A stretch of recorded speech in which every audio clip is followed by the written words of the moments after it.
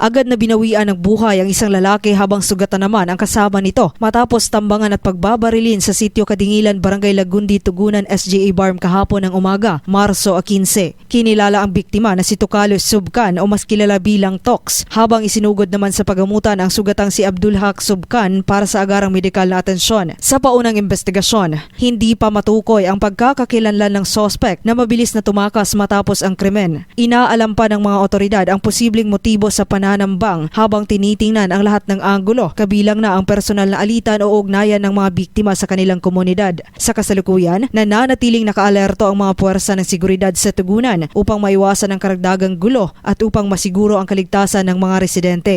Hinihikayat ang sinumang may mahalagang impormasyon na makipag-ugnayan sa himpilan ng otoridad upang mapabilis ang pag-aresto sa salarin. Patuloy ang pagbabantay ng mga otoridad sa kaso habang hinihintay ang formal na ballistic report mula sa mga na-recover na basyon ng bala sa lugar. Tinuligsa naman ang insidente ng ilang mga bangsamoro na may kahalintulad na karanasan sa gitna ng pagdiriwang ng buwan ng Ramadan. Joan Oranio, NDBC, Bida Balita.